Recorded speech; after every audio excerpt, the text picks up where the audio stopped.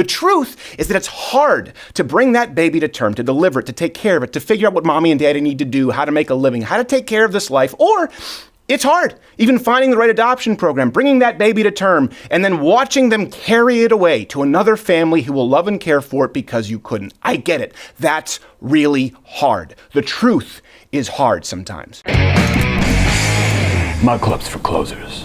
And I wanted to go back to something where we're talking about abortion laws in the country, and I know that there's some tweets out there, and a lot of people, I guess, are more easily shocked than myself responding to these stories. You know, oh my God, how could you do that to a baby? How can someone go so far? I hear that a lot. For many, it boggles the mind. It doesn't boggle mine. And as much as it pains me to say it, I would say it's actually entirely expected for two reasons. One, the same reason, I talk about this a lot in the show, the truth, and most people's aversion to it. And two, the easy way out. And the two, by the way, in most cases are one and the same. I often talk about the truth in the show and how simple in theory life would be if you're seeking it. And I know that I'm going to get some edgy, smart-ass atheists commenting here saying, well, how can you seek the truth and you believe in the flying spaghetti monster, huh?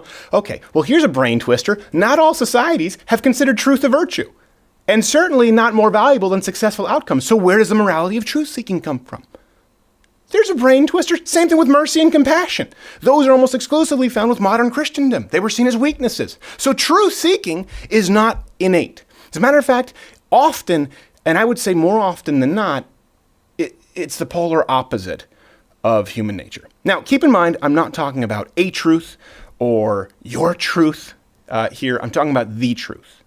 People will often do whatever they can to avoid it at all costs, like an ant with a magnifying glass, effectively for the same reason. Because here's an irony. And this is something a lot of people aren't going to like to hear, but I'm going to tie this back to the abortion thing in a little bit. An irony is that when it comes to the truth, we've been lied to. We've been told that the truth will set you free. Guess what? Nope. Sometimes the truth comes with shackles. Sometimes the truth comes with punishment. Sometimes the truth sucks. The truth will set you free.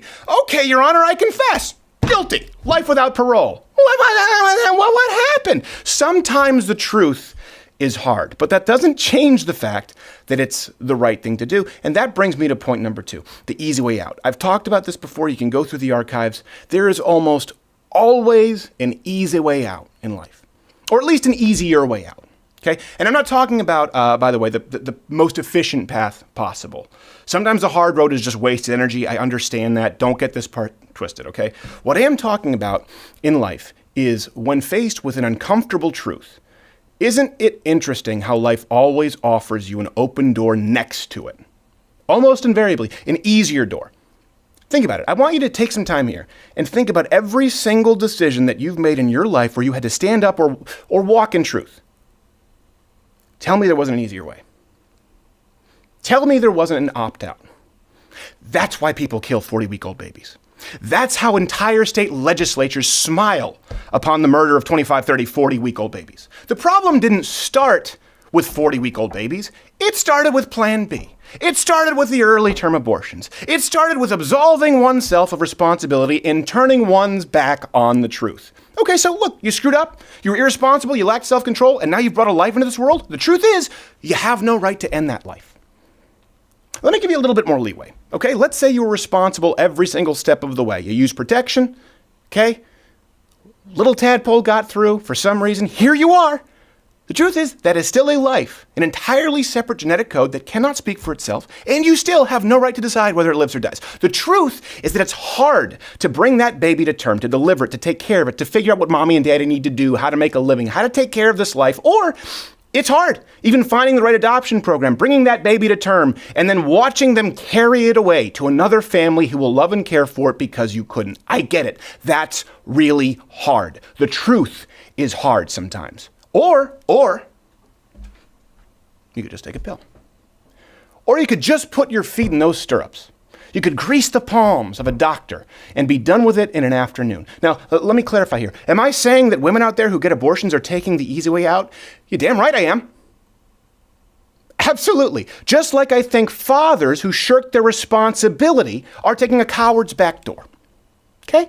I'm not absolving anyone here. But the truth is hard.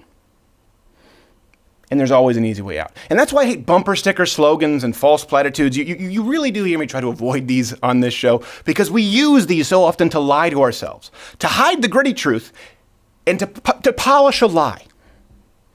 Right? Failure is not an option. My friend Chael has talked about this. That's a lie. It's always an option. It's often the easiest and most readily available option. You just don't want to admit the truth that you might fail. We hear this other one all the time. I think we did it in the parody of Any Given Sunday with Al Pacino. In a fight, it's the guy who's willing to die who's going to win that fight. It's the guy who's willing to die.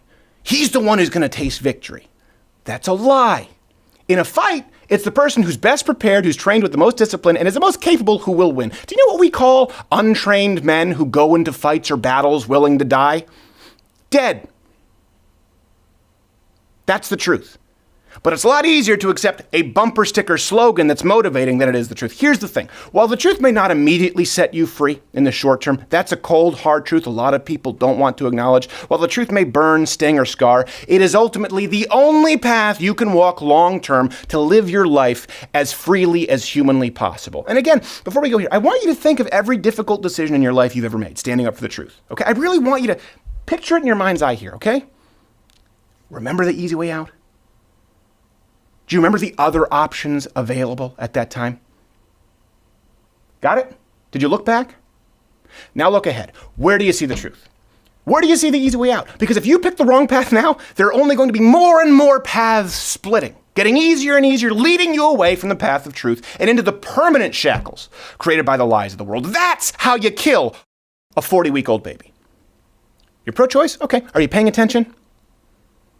Make the right choice. Hey there, if you like this video, this is the part where I would usually tell you to subscribe, but I can't do it anymore. I'm going to tell you to subscribe, and then YouTube is going to decide that we can't reach you even though you subscribe to this channel, and then I'll say hit the notification bell, and then the notification bell won't even be there anymore. I don't know what to say. More than likely, you'll find my face in a milk carton. But do what you can to stop it. It probably won't do much.